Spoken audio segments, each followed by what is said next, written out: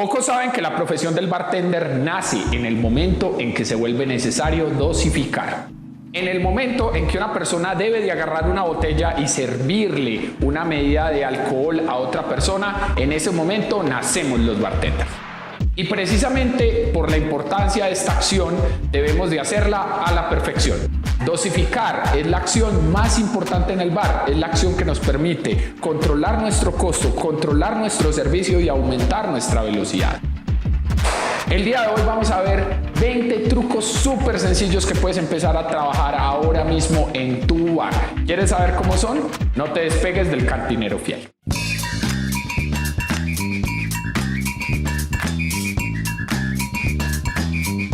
Bienvenidos a El Cantinero Fiel.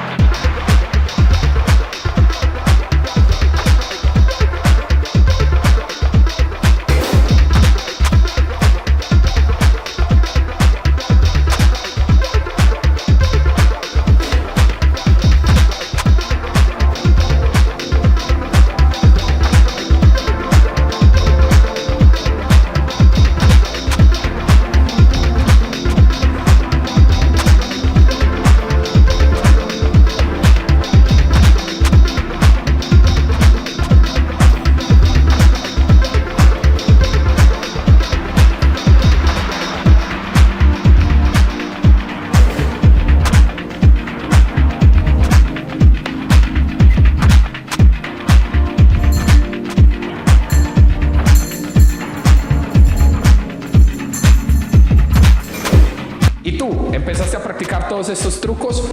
Espero que te haya gustado y recuerda suscribirte y darle a la campanita de notificaciones para que no te pierdas todo lo que se viene de la segunda temporada del Cantinero Fiel. Hasta pronto.